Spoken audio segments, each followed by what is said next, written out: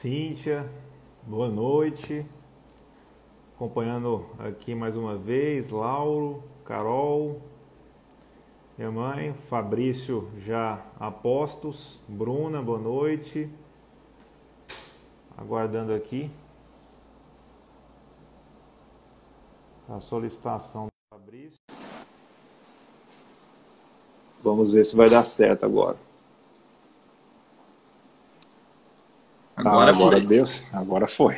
Troquei de até de celular aqui para não ter problema, porque eu não sei o que estava Cara, acontecendo. e eu não sei o que que é. De vez em quando, nem o celular resolve. A gente abre no outro perfil para ver se viabiliza. Aconteceu com o pessoal do Hierarquia Dinâmica, que eu fiz isso, e com a Samantha, que você conhece bastante Aham. aí. A Samantha, eu Nossa, fiz uma live com ela, não deu certo, tentamos várias vezes, e ela teve que puxar do perfil dela. Aí resolveu. Bom, meu amigo, tecnologia às vezes é, ajuda, mas quando funciona. Quando dá algum exatamente. problema, a gente tem que ter tranquilidade, tentar contornar, né? Esses eventos aí, eu estou participando de uns eventos grandes e às vezes você tem que encontrar uma solução ali em Rápida, minutos. né? Sim. Porque caso contrário, o pessoal é bastante ansioso, né? Eu sou ansioso também. Não estou criticando ninguém, mas o pessoal fica. Mas não começou ainda? O que aconteceu? Né? Que falta de respeito. Falei, caramba, calma, Aí não é começam as assim não. reclamações, né? Infelizmente acontece, a gente é ansioso, ainda mais nesses tempos de pandemia aí, parece que o nosso ânimo aí fica meio exaltado, infelizmente, né? Mas é normal. Fabrício, meu amigo, gostaria de agradecer a sua presença aqui, sua presença inestimável.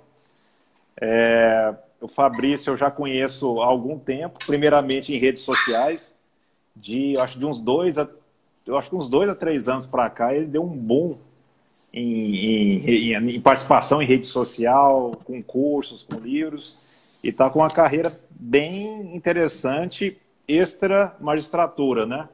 O que eu falo extra magistratura é o blog, né? Tem um blog Dicas Trabalhistas, tem, O tem blog dois anda meio livros, né? abandonado, coitadinho. É Mas complicado mexer, mas existe, né?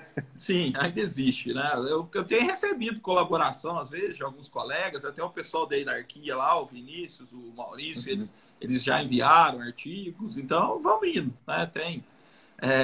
E aí, sendo relevante, eu acho que é importante compartilhar, né? E ele está aberto lá, tem o pessoal que tiver ouvido aí, tiver alguma coisa interessante para enviar, né? Mesmo que eu não concorde, mas que for, né? Não preciso, tem controle ideológico, né? Tem que ter fundamentação, Sim, autoria é quem fizer, né? E aí responde pelos atos, seus próprios atos para receber as críticas, né? Porque a gente recebe críticas aí até de sim, posts no Instagram, às sim, vezes vem algumas críticas fortes aí, mas é o posicionamento. A gente tem que ter a nossa linha de pensamento, né? sim, E também dar o braço a torcer se estiver equivocado.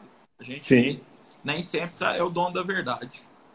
E, e o Fabrício, qual que é o endereço, Fabrício? É Eu, www.dicastrabalhistas.com.br? dicastrabalhistas.com.br. Exatamente. Bom, além do blog, o Fabrício é juiz do TRT da Terceira Região. Salvo engano, formou pela USP, né, Fabrício? E atualmente está coordenando uma pós-graduação em compliance trabalhista. É um dos nomes, juntamente com o Yuri, nessa área de compliance, nessa área nova, que está despertando o interesse de muitas pessoas que lidam com o direito do trabalho.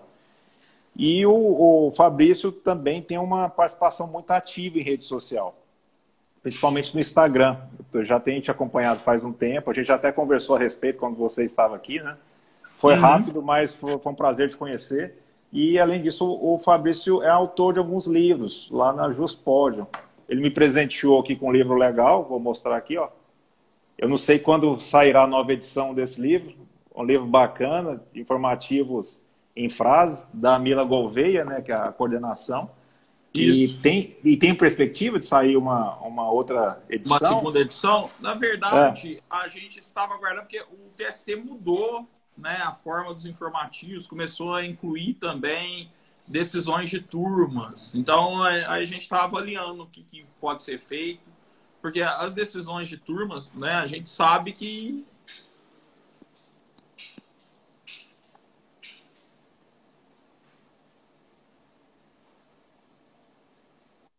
pode não refletir a jurisprudência do TST Sim. fielmente. Então, por isso que a gente está avaliando o que seria possível para ser feito. Agora, o manual de compliance, a gente já está na terceira tiragem, né? Então, o próximo caminho é a próxima edição, né? Aí é incluir algumas questões novas, alterar uma outras, mas a gente fica muito feliz, né, com a aceitação aí, a obra, eu acho que, assim, nos surpreendeu muito. Ela esgotou um mês a primeira tiragem depois do lançamento, a segunda 45 dias depois, e agora a gente já foi para a terceira. Então, nos honrou muito. Foi uma pesquisa que a gente fez, pesquisa de mais de um ano, né? Então, muita coisa da Espanha, dos Estados Unidos, porque a gente não tinha nenhuma obra de fôlego aqui no Brasil. Então, isso me motivou.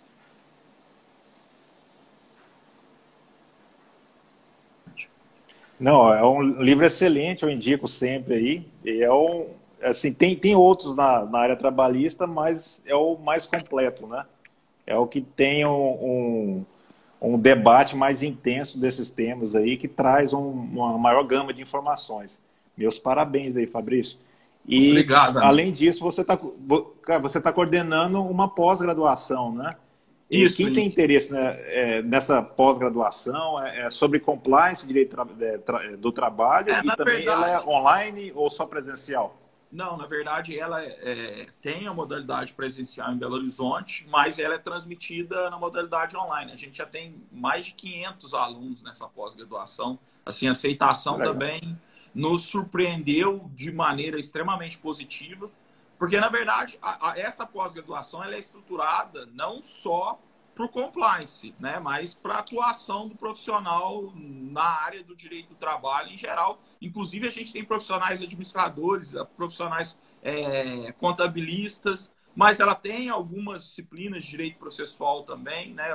Então, acabou que a gente deu um foco nela, mas ela acabou sendo abrangente também. Então, isso a forma que os professores ministram que acaba dando um direcionamento mais para prevenção do litígio, né, do que para a briga em si. Mas aí a gente tem também uma parte processual não tão grande, mas tem.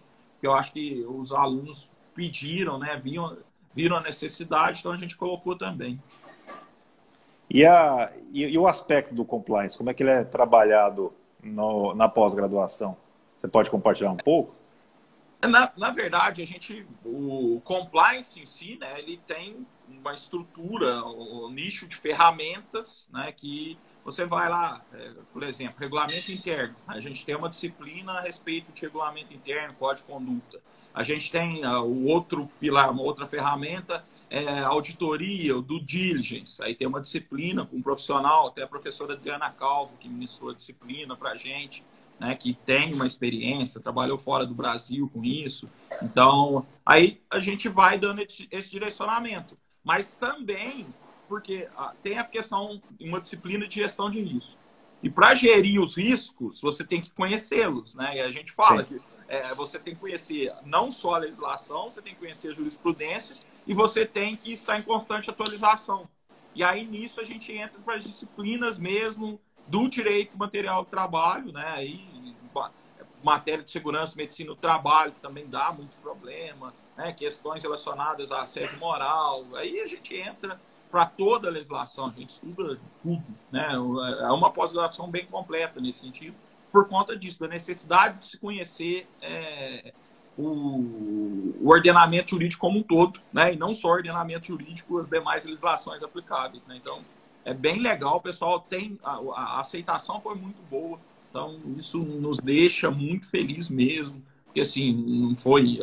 A pós-graduação fez um ano agora de lançamento em agosto, então, em agosto. Um ano ela iniciou a turma, vai fazer ainda, né? O lançamento foi agora, em maio, mas a primeira turma faz um ano em agosto.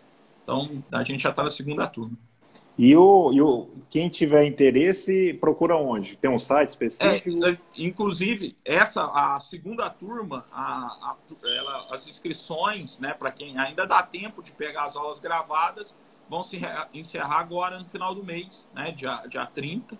E aí é lá no site IEPREV, www.ieprev.com.br/pós. E aí, quem tiver interesse, será uma grande honra Que legal. Ô, Fabrício, como a temática aqui da live é magistratura e vocação, e como também nas outras lives eu procurei explorar isso, a jornada de concurso e até a experiência pretérita de cada entrevistado, eu gostaria de saber da sua. Como foi a sua caminhada aí para o cargo de juiz do trabalho? Se foi uma jornada extensa, cheia de reprovações, qual era a sua experiência anterior? Pelo que eu já te acompanho, você era advogado, né? Antes de ser juiz do trabalho. E foi servidor público algum período ou foi só advogado? Então, pode ficar à vontade. Não, pode, tranquilo. Na verdade, assim, a história é um pouco diferente aí, eu não sei, né? Eu nessa minha correria, infelizmente, eu não consegui acompanhar. Eu fico interessado, eu vejo aí as publicidades, as lives, eu queria assistir todas, porque eu acho que é bem legal essa convivência que a gente tem aí nas redes sociais com os colegas, é bem importante. A minha história é um pouco diferente do pessoal, pelo menos quem atua aí na Justiça do Trabalho, que quando eu me formei e eu queria ser advogado tributarista. Eu adorava direito tributário, né? Durante a faculdade eu fiz curso de extensão, né? Com Roque Carrasa, turma, sim, Eurico Diniz Vessante, o Paulo de Barros Carvalho, todos tributários. Eu corria durante a faculdade. E eu já comecei a estagiar em um escritório que trabalhava com contencioso tributário, tinha pouquíssima coisa trabalhista lá em São Paulo. Eu me formei na USP.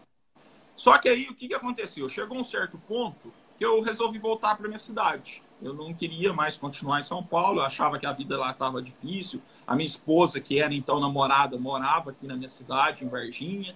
E aí eu acabei que, entre ela ir para São Paulo e eu voltar para Varginha, resolvi voltar para Varginha. E aí eu comecei a advogar aqui em Varginha, né? Comecei a advogar aqui em Varginha e no interior, né, cidade pequena, você tem que fazer de tudo, né? Então, abri um escritório na frente do juizado especial, achei que formado na USP ia aparecer clientes a rodo, né? Então, contando, eu comecei a pegar processo como todo mundo começa, né? Processo de indenização, porque eu não fui para SPC, para Serasa, para cobrança de dívida, execução de cheque, execução de promissórias. Comecei com isso. E aí começaram a aparecer algumas ações trabalhistas também, né? Confesso que eu não conhecia muito direito de trabalho, né? Na faculdade, direito de trabalho, um ano de direito de trabalho, pouquíssimo estudo que eu tinha na minha época. E tanto é que no 5º ano lá em São Paulo, na USP, tem opção de áreas. E a minha área foi de direito de empresa, administração. E até por isso que eu fui para o compliance, né, agora, por conta de que eu já tinha uma formação nesse lado, né? Então, aí eu comecei a advogar e advocacia é difícil, né? No começo, muito difícil. E aí eu acabei que pensei, falei, quer saber de uma coisa? Eu vou prestar concurso, né? Vou prestar concurso, aí eu acho que magistratura pode ser legal, procuradoria pode ser legal. E eu comecei a estudar para magistratura federal, comecei a estudar para magistratura estadual, Ministério Público Estadual. Eu não estava estudando para magistratura do trabalho. E aí, nesse meio tempo, surge um concurso para analista e técnico do TRT aqui em Minas, com vagas para Varginha. Aí eu falei, quer saber de uma coisa? O salário é bom, né? O salário de analista, e na época era melhor ainda. Né? Eu falei, eu vou prestar esse concurso. E eu prestei e passei. Né? Passei como analista, não passei como técnico, que é a formação de técnico. Quem passa para técnico pode errar quase nenhuma questão. Eu não tinha formação para isso. Né? Aí, como analista, a redação ajudou bastante. Né? Então, acabou que eu fui aprovado como analista do TRT. Né? E fui nomeado depois de um ano, continuei estudando e é duro, né? Eu acho que talvez tem pessoas aí nessa vida, né? Que você é aprovado, mas não sabe se vai ser nomeado, né? Nossos colegas aí que foram aprovados no Nacional devem estar passando por essa tormenta aí, que é algo extremamente complicado, né? Inclusive, nesse período aí de aprovação minha de advocacia, eu tinha que me desvincular da advocacia, eu cheguei a trabalhar numa empresa aqui do meu irmão, fiz entregas, ajudei a fazer entregas aqui e com o maior orgulho para manter a família, precisando fazer o quê? Né? Então, fiz, trabalhei até ser nomeado. E por incrível que pareça, eu fui nomeado no mesmo dia para analista do TRT e para procurador do município de Varginha, no mesmo dia. E o que me fez saber que eu tinha sido aprovado no TRT é que eu fui lá no SESMIT da prefeitura para tirar sangue e eu morro de medo disso. Eu nunca tinha tirado sangue na vida, que eu me lembre, né? Só quando criança. Eu falei, quer saber de uma coisa? Eu não vou tirar sangue antes de olhar, que aí eu tiro sangue só uma vez. Aí eu fui olhar no site, naquela época, né? 2004, né? Eu tive que ir em casa, aí olhei, tinha sido nomeado no TRT, então nem passei pelo exame de sangue na prefeitura e entrei no TRT. Eu entrei no TRT, fui trabalhar aqui na primeira vara do trabalho de Varginha, dei muita sorte de ter sido nomeado para Varginha. Não era, o concurso era regionalizado, mas não era vagas para determinada cidade, mas com a bênção de Deus eu consegui ficar em Varginha, na primeira vara de Varginha. Cheguei em Varginha como analista, e aí o diretor de secretaria, até hoje diretor de secretaria, depois eu trabalhei com ele como juiz lá, né? Então um colega, uma pessoa excepcional, mas ele tem um padrão. E o padrão dele, a pessoa entra, começa no balcão da vara, para conhecer todo o trabalho. E eu comecei no balcão, atendendo, né? E assim, eu gosto de conversar, para mim o tempo passava, mas eu falei, eu preciso estudar, eu preciso fazer outras coisas. Aí nesse meio tempo eu comecei a dar aula, né? Porque eu não tinha até então começado com a docência, e aí me apaixonei, né, pela docência, e comecei, falei, ó, já que eu estou aqui na Justiça do Trabalho, eu comecei a gostar, né? Aí você começa, porque a gente sabe disso, né? Tem muito preconceito em relação à Justiça do Trabalho, principalmente por parte daqueles que não a conhecem, né? Principalmente para advogado, igual eu, quando eu ia na Justiça do Trabalho, às vezes de paraquedas, eu ficava assim, falei, mas isso aqui é uma bagunça, não, isso aqui não funciona, esse negócio de telado para sentar, no civil não tem isso, que frescura, é umas coisas assim que você não conhece, você tem preconceito. Sim. E eu tinha esse preconceito, eu já estive do outro lado. E aí depois que eu entrei e comecei, né, a conhecer e entender a importância da Justiça do Trabalho, eu me apaixonei pelo meu trabalho. Eu falei, quer saber uma coisa? Eu vou ficar aqui, eu vou ser juiz do trabalho. Aí eu coloquei na minha cabeça que eu seria juiz do trabalho. E aí, por incrível que pareça, meu primeiro concurso com 6 meses de balcão de secretaria em São Paulo. Concurso que o Marcos Calerso foi aprovado. Eu cheguei na sentença. Eu pensei, falei, gente, isso é fácil demais. Falei, caramba, eu tava antes de ser reprovado. Né? Falei, fácil demais. Foi meu primeiro concurso, eu tô chegando na sentença. Só que eu cheguei na sentença, e é uma dica para quem está estudando para magistratura do trabalho. Né? Você está estudando, você nunca pode estudar só para a primeira fase, gente. Você tem que estudar pelo menos. A minha dica é primeiro estudar já para a segunda e para a sentença. Porque aí você já vai tendo base teórica. Porque o tempo da primeira para a segunda, para você ter essa bagagem, para você responder dissertativa, não é suficiente. E aí, só que eu estava começando com 6 meses, não tinha como, né? E aí aconteceu que eu passei para a sentença, eu tinha 2 meses para estudar para a sentença, 2 meses e meio para estudar para a sentença. Eu nunca tinha feito uma sentença na minha vida. E aí você tem a cabeça de advogado, você pensar como juiz. Como advogado, eu juro por Deus, eu nunca pensei em negócio de ônus à prova. Por quê? O advogado, ele pensa em se desincumbir do ônus, em provar. Ele não se preocupa em quem tem que provar. E aí, para eu ter a cabeça de juiz, eu comecei a falar, eu tenho que aprender a fazer essa bendita sentença. Aí eu me inscrevi num curso lá, era o BFGT, na época, da Patrícia Terezinha Toledo, lá em São Paulo. Sim, né? sim. De sentença, fui lá, um intensivo. Aí eu cheguei na aula dela, eu falei, não vou passar nisso não. Negócio de ordem de preliminar, meu Deus, o que é isso? Eu nunca ouvi falar isso na minha vida. Em que livro está escrito isso? Processo do trabalho não tem isso. Ela tinha um mnemônico, CESão, né? Contrato, extinção, salário, adicionais e outros. Eu lembro disso até hoje. Bem isso. Aí eu fiquei desesperado. Eu confesso que eu fiquei desesperado. Eu falei, não vou passar nesse negócio. Já tinha ficado. Eu falei, mas vamos treinar. E aí comecei a treinar, fazer alguns exercícios. Eu confesso que eu fiz 2 sentenças. 2 nesse tempo, que até o tempo fazer aí. Aí eu fiz 2 sentenças lá em treino. E acabei que fui para a prova. Tirei. Eu fiquei por meio ponto. Eu não lembro se era meio ponto. Era 6. Eu tirei 5,5, fiquei por meio ponto. E eu fiquei por meio ponto por quê? Porque a pessoa ficou um período afastado superior a 6 meses, percebendo benefício previdenciário e perdeu as férias. Né? E aí a defesa impugnou especificamente, falou as férias foram pagas conforme a lei. E aí depois eu descobri, conversei com os colegas que tinham sido aprovados, que quem viu isso foi aprovado. Quem não viu foi reprovado, eu fiquei por meio tempo. Meio Foi ponto. Eu falei, foi não, no detalhe, né, cara? No detalhe. meio ponto na sentença, agora, no próximo eu passo. Ah, quem disse? Depois eu não passei mais a primeira fase, eu fiz 13 concursos até ser aprovado, foram 4 anos de estudo, né? Inclusive, aí em Rondônia eu passei com recurso para a segunda fase, depois de recurso. Sim, eu lembro que você falou aqui. Na turma do Doroteu aí, né? Sim. Aí eu passei, só que aí eu não voltei. Eu não voltei porque o recurso demorou para sair, eu fui ver passagem aérea, estava muito cara a passagem aérea. E aí eu já estava também no concurso aqui de São Paulo adiantado. E aí eu falei, ó, seja o que Deus quiser, eu vou apostar aqui em São Paulo e eu tenho que ser aprovado nisso, porque minha esposa estava grávida do 3º filho. Terceiro. Né? Então, uma cobrança aí bem incisiva pela aprovação. Uhum. E por incrível que pareça, nessa fase, eu disse que eu tinha começado a docência lá atrás, né?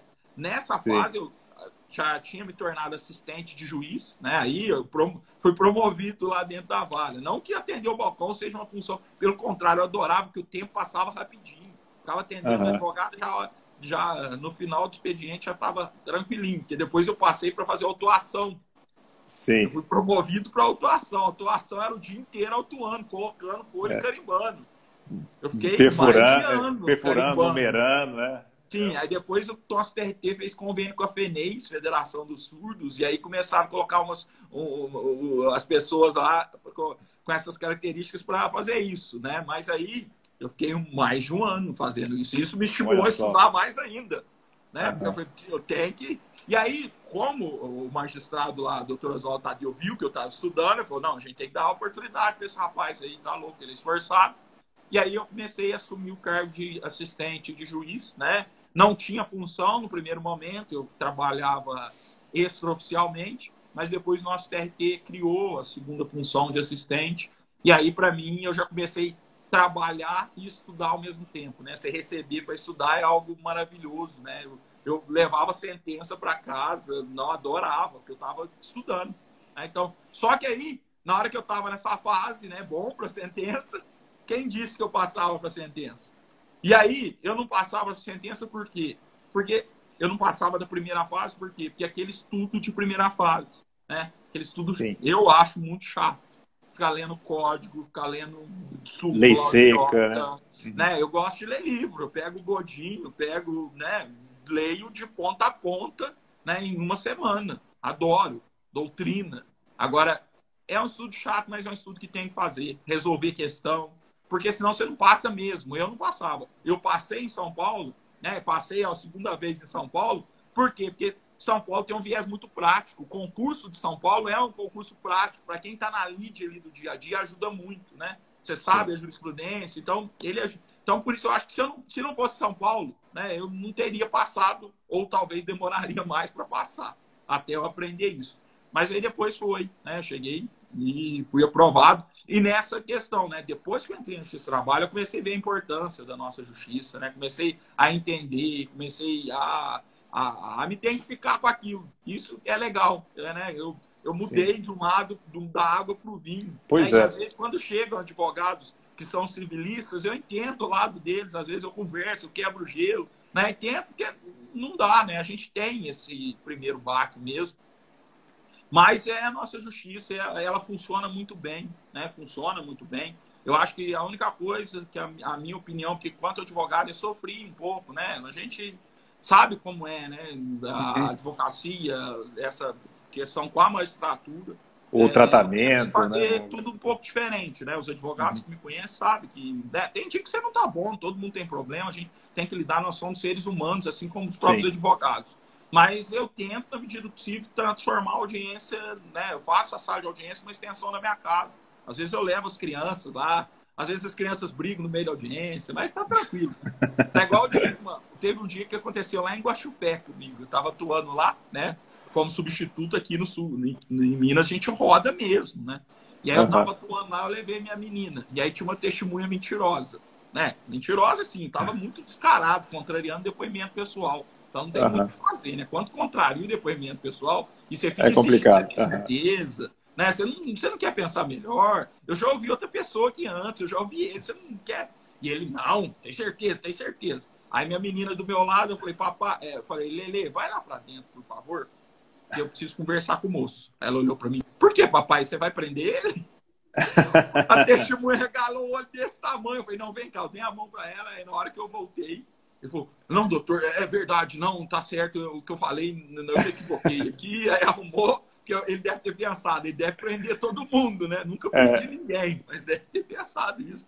A me ajudou, né? É tática. Vou começar a cutucar assim, né? Levar e falar, na hora que eu te cutucar, você fala, pai, você vai prender ele também? Mas é uma boa estratégia, né? E deixa eu te falar, o Fabrício, você falou da primeira fase, dessa dificuldade que você não gostava do estudo, falou da segunda fase, falou da sentença e da prova oral. Como é que foi a sua experiência, já que a sua esposa estava grávida também, né? Estava dando à luz, né? O seu terceiro filho também. A minha bebê, a Sofia, nasceu, eu estava na ENAMAT, né? Fazendo a formação inicial. Inclusive, eu nem participei da nossa formatura. Eu tive 4 meses antes. Devia ter uma carga, assim, de uma pressão, né, para passar, filho nascendo. Como é que foi a experiência? Prova oral é tenso também, né? Você está na última fase, tipo, tá na boca do gol, falta um passo. Cara, é que assim, minha vida, quem me acompanha sabe, né? Fala, eu sempre assumi muita coisa, eu sempre gostei, eu não gosto de ficar com tempo livre.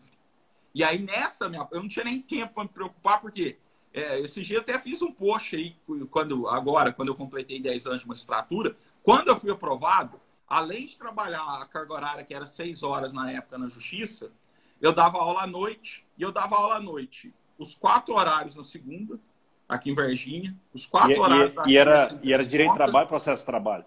Isso. As 4 horas na terça.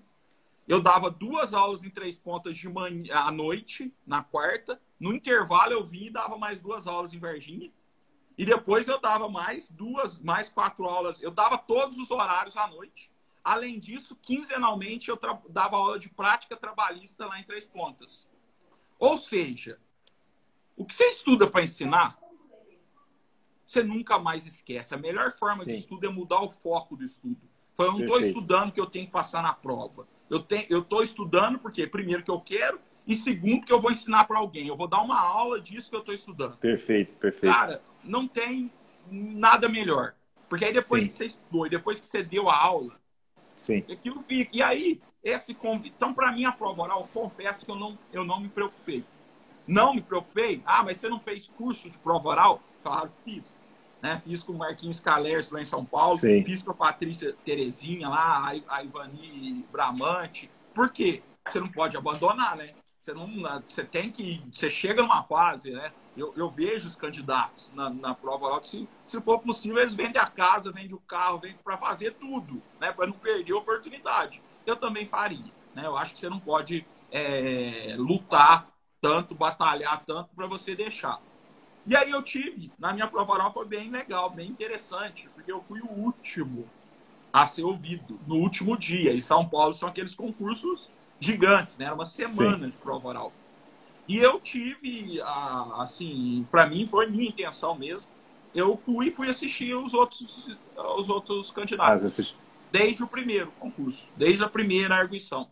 Assisti na segunda, na terça, na quarta. Só não assisti na quinta, que foi o sorteio do meu ponto e eu tinha que estudar. Mas eu assisti 3 dias de exame. E o que foi legal para mim? Eu já estava acostumado ali com o ambiente. Eu já sabia como é que funcionava, já sabia lá o Amorim Mascaro, né? Deus o tenha. Ele às vezes era bravo lá com os candidatos, então eu já sabia que ele seria bravo. Eu já sabia que o Luiz Carlos Moro, ele era, nossa, super tranquilo, deixava a gente à vontade. O ministro Teixeira Manos também, nossa, bonachão, pessoa. Nossa, a prova parece que ele estava batendo papo com o candidato. Né? Então eu já sabia. Na hora que eu cheguei, né, dei sorte com o meu ponto, né? Quanto mais estuda, mais sorte você tem. Mas caiu para mim, por exemplo, eu fazer... Eu não sei se foi muita sorte, porque era pra minha dissertação, que tinha uma dissertação de 10 minutos, era sobre embargo de declaração. 15 minutos. Foi 15 minutos falar de embargo de declaração. E eu passei um aperto. Qual foi o aperto? Eu falei tudo. falei da questão do embargo dos infringentes, na época, antes de alterar, depois alterou de novo, de conceder vista, falei tudo. Só que aí o Amaury Mascaro vai e me pergunta se fosse conceder efeito infringente, mas aí eu fiquei assim, gente, mas isso eu já falei na minha arguição. Ele quer saber alguma outra coisa. E aí eu fiquei assim, ele falou, tem que dar vista para a parte contrária. Ele me respondeu assim, aí o pessoal atrás falou, mas ele já tinha falado. Acho que a plateia não se conteve, né? Porque ele não prestou atenção na minha arguição, né? Não sei o que aconteceu. E aí também teve um momento da minha arguição que eu soltei um mantesse. E aí ele, mantivesse. Aí eu falei, meu Deus do céu, né? Se você não tem um psicológico bom, você começa a chorar e vai embora. Né? Você tem que estar preparado para tudo. Mas deu certo, né? E aí a grande vantagem, eu acabei de ser erguido, a gente subiu lá pro plenário e já saiu a nota. E aí eu já fiquei sabendo, aí foi o videozinho que eu compartilhei aí, eu tive a grata honra do TRT compartilhar, de registrar esse momento, né? Que aí apareceu com meu pai, e aí, assim, falou a nota de alguns, e aí falou a minha foi a última, salvo engano. E aí tá lá no meu feed, quem quiser ver, eu postei essa semana passada aí no domingo, que eu completei 10 anos de posse. Que legal. Para quem está assistindo, o Fabrício tocou em 2 pontos aqui bem interessantes e também para ajudar nos estudos. Em primeiro lugar, ele falou de estudo ativo, já que ele era professor e ele tinha que ensinar. Para quem está lecionando, a memorização fica de um jeito bem mais fácil de absorver.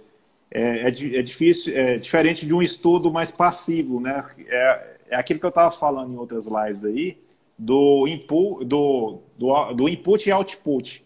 Quando a gente é estudante, a gente cataloga um monte de informação, só que não sabe repassar essa informação de forma concatenada, de uma forma palatável, né? Tanto de forma escrita quanto de forma oral. E uma das maneiras mais interessantes de você fazer isso é ensinar alguém.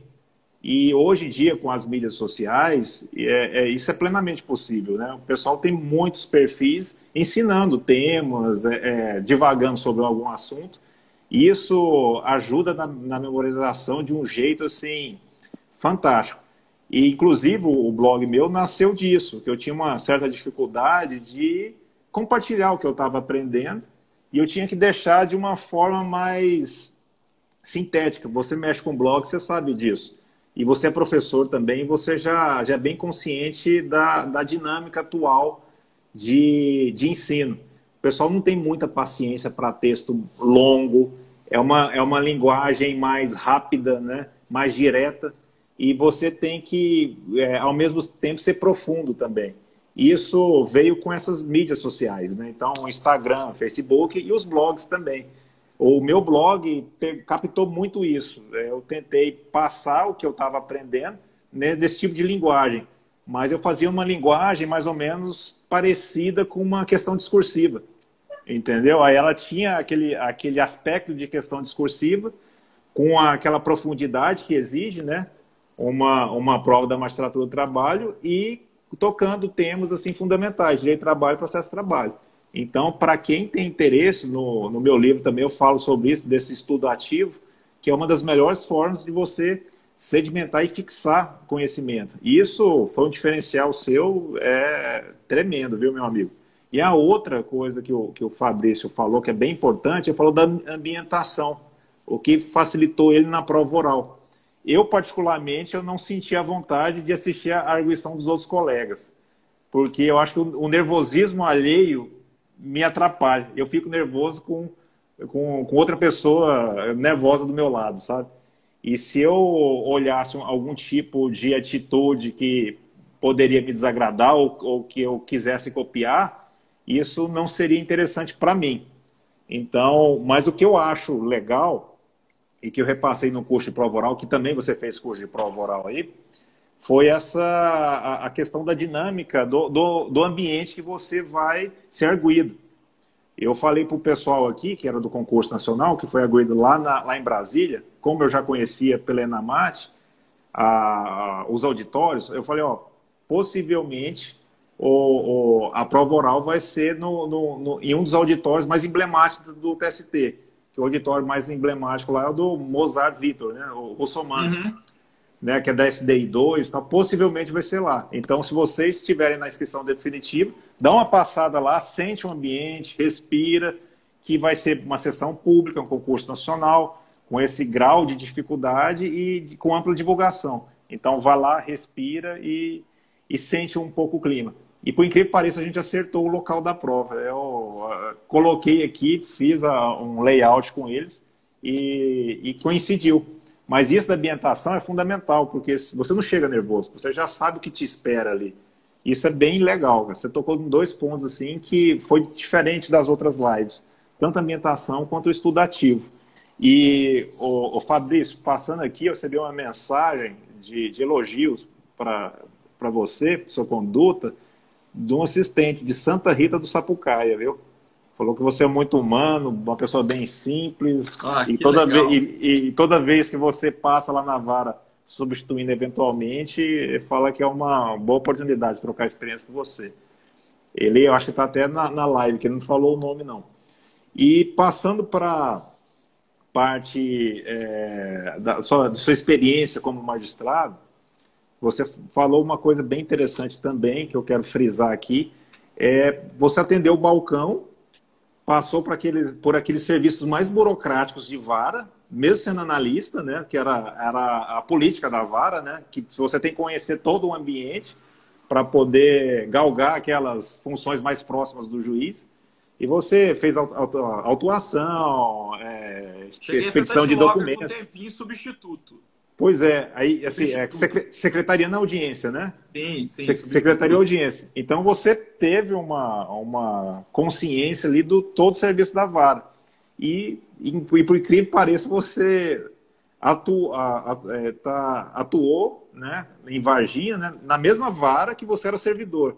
Isso aí foi advogado também, né? Foi advogado. Não, isso eu acho fantástico, porque eu tenho um carinho muito grande, uma dedicação com os servidores nossos. Eu acho bem interessante também a gente fornecer ensino, compartilhar conhecimento para poder promover que esses servidores, estimular esses servidores a conquistarem o cargo de juiz de trabalho. Eu acho de extrema importância alguém conhecer aquela dinâmica local, ser servidor dali e depois ele participar agora em cargo de decisão, atuando como juiz, né? Isso eu acho fantástico, velho. Cara, eu digo, eu devolvo o que eu recebi, né? Enquanto eu era servidor, né, o diretor, eu nunca, pelo contrário, ele é uma pessoa que eu tenho enorme gratidão por ele. E não vejo nada de errado na conduta dele, porque era uma conduta ética que ele sempre fez isso com todo mundo. Então, aqui sim. E para mim, quando eu estava na fase de concurso, nossa, o quanto me apoiou o juiz da vara, o quanto me apoiaram, me estimularam. E tanto é que depois eu voltei, e essa postura que eu sempre assumi, eu sempre voltei como amigo, como servidor. Eu sou magistrado, mas eu sou como qualquer um. Eu não sou melhor que ninguém. Então, é isso que eu levo. Né? Eu quero manter essa postura e sempre mantive, né? De conviver como qualquer um. Né? Eu sempre fui e vou continuar assim. E eu sei que depois que eu me aposentar, eu vou voltar como advogado novamente e a vida continua. Né? Não, e assim, cara, meus parabéns, porque isso não é comum em toda a serventia. Você sabe disso, em toda... secretaria, a gente tem as vaidades também de um corpo de servidores, tem aquela concorrência, mas sempre que eu posso eu procuro estimular, fazendo grupo de estudos, eu até brinco, é o que o Instagram não vê, é aquela qualificação interna, sabe, de estimular o pessoal para estudar, sabe, e quem ganha não é só a pessoa que está recebendo conhecimento, mas também o jurisdicionado, né, a gente está incrementando a prestação jurisdicional com esses cursos internos. Por isso que eu achei fantástico esse crescimento seu dentro da estrutura do judiciário. Eu acho que a gente tem que estimular essas boas práticas. E passando um pouquinho para a sua carreira de juiz, que é uma pergunta que sempre fazem aqui, você se recorda da sua primeira audiência? Se foi uma audiência tranquila, mas você já tinha uma experiência como advogado, né, e como servidor. Um pouquinho de datilógrafo também. Sim, né? Aí E não sei se isso facilitou ou se te deixou mais nervoso. Você pode ficar à vontade. Pois é, na verdade, quando eu fui aprovado em São Paulo, né? Eu fiquei 1 ano em São Paulo antes de voltar para Minas, né? Cheguei lá no fórum imponente da Barra Funda, né? Você chega lá, tem que subir aquele elevador que você já entra escondido, já sai na sala de audiência. Às vezes você não tem nem contato com os servidores, porque a própria estrutura do fórum dificulta isso, né? Porque você já entra, é tudo separado, né? Os módulos lá que você não acaba nem vendo. Às vezes, se você não for atrás, você entra para a sala de audiência e vai embora. Você não tem convívio com ninguém, só com o datilógrafo. Eu chamo datilógrafo, secretário de audiência. Mas eu cheguei na minha primeira audiência. Eu sei que os meus colegas, principalmente aqueles que não tinham nenhuma experiência dentro, estavam com muito mais receio, muito mais angústia. Eu estava tranquilo. Mas na hora que eu sentei, aí eu peguei o processo, parecia que eu não conseguia ler. Eu pegava assim, eu não estou conseguindo ler. Eu estou pegando, eu não estou vendo. E assim, eu não fui, eu sempre falei, eu não vou estudar processo antes. Eu estudo assim, ali na sala eu chego, pego, e nunca fui de ficar muito, vou levar para casa. Não, né? Eu sempre fui muito dinâmico em tudo que eu faço e resolvo ali na hora. Mas eu passei aperto. E um dia que eu passei um aperto, que eu cheguei, e aí, na primeira semana, falei, doutor, o senhor tá chique hoje, hein? Falei, por quê? Falei, o Mauri tá aí fora, vou fazer audiência com ele. Eu não sei, que eu tava tão nervoso que eu pensei, falei, o Mauri Mascaro vai fazer audiência comigo. Eu já morrendo de medo. Até ouvi o Lauro, que tá falando aí, que ele era super gente boa, mas fazia, defendia. Mas isso tem, né? A gente ensina na prova oral, né? Que tem muito o examinador que faz o tipo, né? Ele tem para testar o seu emocional, combinam entre eles, né? Inclusive, o colega Doroteu e do TRT diz que o ministro Luiz Felipe Vieira de Mello, por conta dele ser muito novo, pressionou ele na prova oral de uma certa forma, né? Meio que discutindo com ele para ver se ele saía do eixo. E ele foi humilde, tranquilo, e disse que até depois ele disse que não, eu queria te testar mesmo, que você era muito novo, então para ver se teu emocional era bom, você daria conta do recado, né? Isso é normal, natural, a gente tem que estar preparado para isso, né? Que tem isso mesmo, né? Então, mas por isso, eu fiquei morrendo de medo. Aí na hora que entra, era o Mauri Júnior. Um programa lá, um ex-sócio, estava processando ele, pedindo vídeo, pregatice com ele, uma situação totalmente inusitada, mas eu confesso que eu fiquei com muito medo.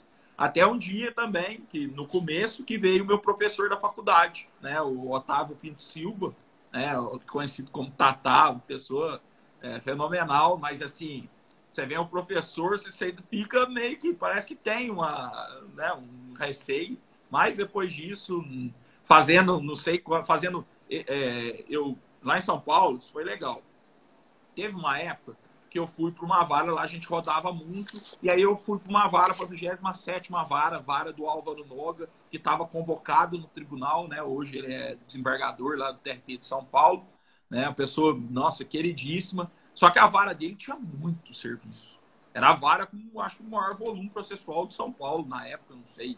Eu sei que o que eu fazia? Sorte, o datilógrafo lá, o secretário de audiência, ele era muito eficiente. André Lorente, não sei se vocês conhecem quem é de São Paulo, é um cabeludinho, ele era cabeludinho. Assim, gente boa demais, muito eficiente. E aí, o que a gente combinava para dar conta do serviço? A gente fazia 2 audiências ao mesmo tempo. Né? Não tinha estrutura para fazer conciliação, era uma salinha só. Ele ia fazendo conciliação e eu ia instruindo. E aí, a pessoa da conciliação ficava de pé de um lado e eu instruindo do outro lado. E assim, durante 7 meses, durante 3, 4 meses, eu fui juiz com maior produtividade de São Paulo. Mas também depois que eu passei por isso, é o que eu quero dizer, aí não tem mais nada. O que vier, mata no peito e chuta pro gol. Não tem medo de serviço, né? Preocupação sempre com o jurisdicionado, preocupação sempre dar a tutela o mais rápido possível, né? Então, não gosto de dar barrigada em serviço, né? O que eu quero é ter convicção, se eu vejo lá, não, esse processo, a instrução não foi bem feita, esse processo faltou uma perícia. Eu também sou absolutamente tranquilo em converter em diligência. E assim tenho maior respeito dos juízes titulares aqui no Sul, graças a Deus, assim como respeito a todos, para tentar fazer algo diferente, né? não ficar enganando ninguém, né? A gente já recebe a remuneração, que não é uma remuneração de se jogar fora, a gente tem que valorizar nosso trabalho. Sim, Né? Então, tem. e aí, graças a Deus, eu tenho saúde para isso. Né? Tá certo que um dia eu fui trabalhar com dengue, 2 dias, né? Nunca faltei, nunca apresentei um atestado, né? O presenteísmo aí, a gente no compliance fala que isso não é muito bom, não. Né? Que tem que tomar cuidado com o presenteísmo. Mas eu não quis que as audiências fossem adiadas. A esposa me conduziu até Itajubá, 2 dias, e foi difícil fazer as audiências com dengue, mas deu certo, conseguimos, né? Muito líquido, e graças a Deus, né? Estou vivo aqui para seguir, para fazer mais audiências. E nessa época de pandemia, as audiências virtuais, né? Eu estava ficando já doido de não poder fazer audiência, de não fazer o meu trabalho aqui. Então, agora com as virtuais, pelo menos a gente está um pouquinho, né? Um tijolinho por vez. E Fabrício, nesses 10 anos, teve algum caso assim que te chamou a atenção, que te marcou? Foram vários, mas assim, algum que você possa compartilhar? Pois é, assim, já teve casos muito emocionantes, assim, de pessoas que morreram com crianças em idade muito novas, e aí uma situação, 2 dias de trabalho, morrer soterrado, isso me emocionou, me marcou bastante. Mas teve um dia que eu chorei, e eu chorei por conta da reforma trabalhista. Eu estava numa audiência de conciliação e execução. O trabalhador perdeu um pedaço do dedo e a gente estava numa audiência de conciliação, acho que foi equívoco da vara, para ver como que ele iria pagar o que ele ficou devendo. Ele ficou devendo, porque não ganhou o que pediu. Porque não ganhou o que pediu. E aí eu confesso que eu fiquei extremamente chateado, me emocionei. Toda vez que eu me lembro dessa história, eu me emocionei, que eu falei, essa não é minha função. Eu não fui aprovado para isso. Eu acho que a função aí da jurisdição nesse aspecto acabou sendo desvirtuada. E aí, infelizmente, né, não sei qual vai ser o direcionamento aí do TST, do STF, principalmente em relação a essa questão, mas no meu posicionamento deveria ser repensada essa questão de descontar crédito de trabalhador em qualquer hipótese, sem nenhuma limitação. Eu acho que isso aí desvirtua um pouco a nossa função e estimula o descumprimento da legislação trabalhista. Né? Isso aí é pessoal meu e me incomoda, né, até hoje. Que não, bem interessante e bem emblemático mesmo. Vira e mexe a gente lida com as situações de reforma trabalhista. E, Fabrício, você tocou também em outro ponto, que você falou que é uma pessoa dinâmica e conhece o processo em audiência, né? Você não leva o processo para casa, você já resolve lá na própria audiência, já em contato com as partes. Cara, isso reflete muito o que eu penso. Num primeiro momento, você fez os cursos de formação da Enamate, você não fez? Chegou a fazer, né? Passei. Na Enamate, geralmente eles estimulam que o juiz, até para fazer as tratativas de acordo de uma forma mais substancial, que você conheça a lide, o que foi relatado inicial, e se tiver contestação já catalogado nos autos, você já lê e já chega imbuído do litígio e tenta estabelecer uma solução consensual no processo. Das vezes que eu estava fazendo isso, eu percebi que a gente vai colocando certos juízos de valores na forma de escrever do advogado ou no jeito de pedir. Às vezes você também está em uma determinada localidade, aí vai conhecendo aquela estrutura jurídica, aí você já vai com alguns preconceitos, inclusive na audiência de instrução. E isso é estudo científico que eu tive alguns tempos atrás, e me deparei com uma teoria até interessante, principalmente processo penal. O pessoal chama de síndrome de Dom Casmurro no processo penal. Não sei se você já leu alguma coisa a respeito.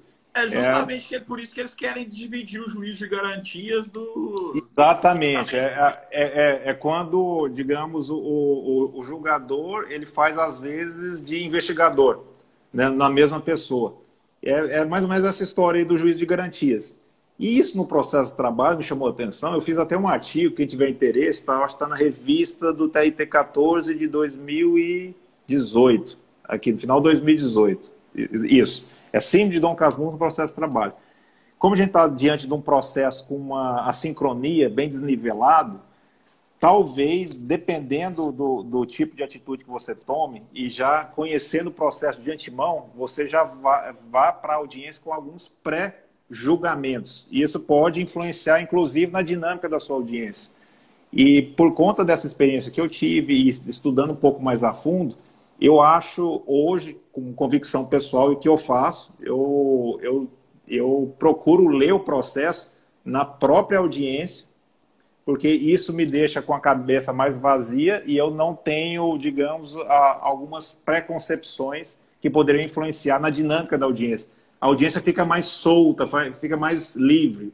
Deixa Entendeu? eu te contar uma Não, e isso, história. assim, só terminar aqui. Isso, Fabrício, fica com a audiência, assim, imprevisível. Porque você não fica amoldando um caso para uma sentença, um julgamento que já existe. Então, eu deixo de uma liberdade bem transparente para as partes. Por isso que eu coloquei alguma coisa nesse sentido de síndrome de Dom Casmurro no processo de trabalho, que casa muito com essa proposta sua de dinâmica na audiência e de leitura já no próprio ato, no próprio calor desse ato, né?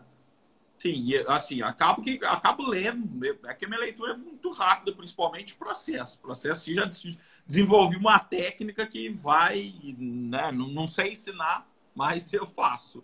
Mas essa questão, é a questão, você nunca pode ter pré-julgamento, não tem. Eu conto, um dia eu li uma inicial, eu peguei uma jornada, foi absurdo. Foi jornada impossível. Eu já lembrava da sentença do Marcos Neves Fava, lá de São Paulo, a do Marciano, né? Que a revelia não podia presumir que o Marciano veio à Terra. Sentença que o processo é um jogo não é um jogo de pega-pega, mas um instrumento de pacificação social com justiça, né? Essa sentença é emblemática. Quem não conhece, procura aí sentença do Marciano. Falei, eu vou citar o Marcos Neves Fava nessa sentença aqui, porque é um absurdo essa jornada. Aí vem, eu ouço o reclamante, aí você já vai com aquela postura, né? Peraí, vamos tirar a verdade dele aqui, vamos ser um pouquinho mais firme. Nada. Firme. Vê testemunho do reclamante, testemunho do reclamante. Falei, meu Deus do céu, não dá para acreditar. Falei, mas ele não dormia? Firme. Trabalhava na rodovia de Guincheiro, dessas concessionárias. E aí, eu reclamado, eu tenho testemunha. Eu acho que se eu fosse julgar até ali, eu julgava improcedente, afastava a credibilidade e ainda mandava ofício para a Polícia Federal. Porque, assim, era muito uma jornada. Aí vem a testemunha da empresa. Você não acredita, a testemunha da empresa foi uma jornada pior. Eu falei, não, doutor, tinha dito que era pior ainda do que isso aí. Eu falei, meu Deus do céu, ele não pode pré-julgar, não. Eu falei, às vezes, quem não acredita em Deus, só é Deus que não me deixou cometer uma injustiça, que chegou ali, e aí depois, são lições, né? Eu acho que a experiência vai dando isso pra gente. Né? A gente tem que, coração aberto, deixar a prova vir, né? Deixa vir. Né? E aí, ali, no curso da prova, você vai vendo ali o que é incongruente, tentando... Mas não dá para você já falar, não, eu li isso aqui, é muito absurdo, não aconteceu. Isso. Não dá. Nunca mais na minha vida isso serviu de lição. E eu sempre faço questão de passar isso para frente. Sim. Que a gente tem que estar com o absurdo às vezes acontece. Né? Sim. Essa é a verdade. Se você tivesse uma leitura prévia, você poderia até indeferir a oitiva de prova nesse processo. Falar que a jornada impossível já... exatamente. Acabou, joguei, e aí? Você cometeu uma injustiça ali, né? Enfim, vamos... tá ali, para quem tiver interesse, tem um artigo aí disponível. Fabrício, passou muito rápido, a gente já está com quase 54 minutos. Você já falou da sua trajetória, falou da sua carreira de juiz. E para ficar com esse sentimento de quero mais, e para a gente finalizar aqui, como a gente está passando por um período complicado de pandemia, de entre-safra de concurso, não tem perspectiva de um novo concurso da magistratura, eu gostaria que você nos passasse uma mensagem final para aquela pessoa que se sente vocacionada e que tem interesse de integrar os quadros da Judicatura do Trabalho. E você fica com a palavra aí por essa mensagem motivacional. Perfeito. Manda um abraço pro colega aí, Vinícius Miranda Taveira, né? Um colega daqui de Minas, que foi para a 15ª, colega professor também, está com um trabalho legal nas redes sociais lá do Iraquia Dinâmica. Né? Tem, nossa, sempre divulgado as coisas nossas aí, então, um parceiraço nosso. E aí, né, para finalizar, primeira coisa, Magistratura é vocação, não adianta você...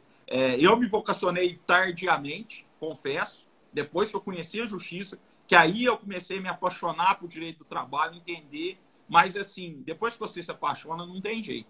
Eu sei que é um momento complicado aí, né? A justiça do trabalho, principalmente, passa por momentos complicados, mas assim, sempre vai existir vaga, sempre vai ter o seu momento. Eu acho, na minha opinião, né? Se eu hoje não fosse magistrado e ainda tivesse meu sonho, eu não teria parado de estudar nesse momento. Independente de ter com candidatos aprovados, né? Independente de não saber o que vai acontecer, porque direito do trabalho sempre vai existir, né? Trabalho subordinado sempre vai existir. Então, sempre vai ser necessária a existência de um órgão para poder dirimir esses conflitos, né?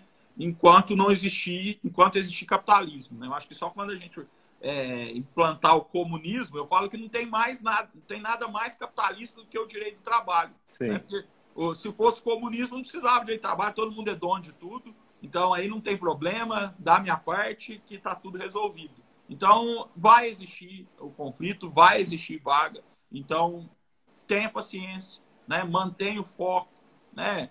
Nesse meio tempo, isso que é o legal, não vai precisar ficar estudando, né, com tanta pressa, vai absorvendo melhor os conceitos. E, na minha opinião, o momento agora é estudar a doutrina, entender bastante a doutrina, né? Pegar a doutrina profunda mesmo e ir agregando valores aí. Porque aí, na hora que chegar o momento, na hora que tiver o concurso, daqui 2 anos, 3 anos, não sei, né? Você está o mais preparado possível. Porque tenha certeza que muitos vão desistir nesse meio do caminho.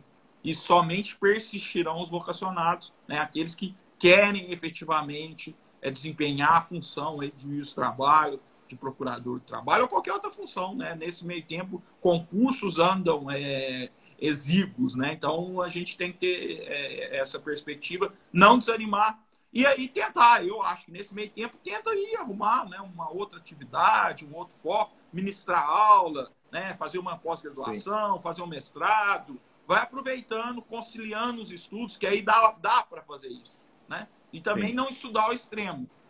Não há necessidade, nesse momento, você pegar aquela rotina de estudo, de estudar 8 horas por dia. Você vai estar acabando com o seu psicológico, você não vai aguentar, você vai desistir. E não há necessidade disso. Dosa isso, dosa. Que aí vai ser o suficiente. Eu sei, eu tinha para mim, quando eu estava estudando para concurso, eu estudava de madrugada, estudava na rua, andava para a rua lendo. Né, na fila do banco, com não era iPod, aqueles MP4, ouvindo Constituição Federal. Mas eu não estudava domingo. Eu não estudo domingo, porque eu precisava no escape. Porque na época do vestibular eu estudei muito e eu quase pilhei. Né? Aí eu falei, não, eu vou tirar o domingo. Ter qualidade de vida. Mas eu estudava domingo sim, concurso aberto, em que eu fazia. Você tem que estudar o horário que tiver. Eu já dava aula até, não tinha como.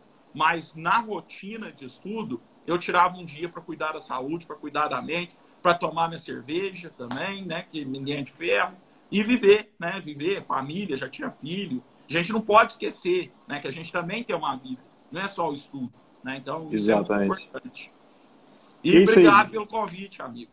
Que isso, a gente está junto aí. Eu estou à disposição para qualquer outro encontro aí. E eu te admiro bastante. Parabéns aí pela trajetória e pelos projetos que você está tocando aí.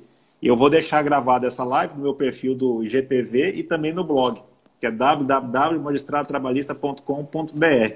Quem não conhecia, a gente falou com o professor e juiz de trabalho Fabrício Lima, e sigam ele no Instagram e no blog dele, que é dicastrabalhistas.com.br, tá bom? Foi um prazer conversar com você, estou à disposição e forte abraço aí. Pode ter certeza que a gente terá encontros futuros aí. É que ultimamente nem live eu ando fazendo, né? A sua eu vi.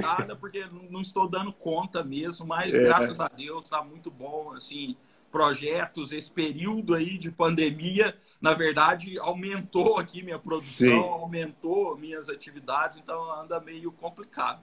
Mas valeu, obrigado mesmo. Esse bate-papo muito legal, né? Que é um bate-papo de descontração e de poder ajudar as pessoas, né?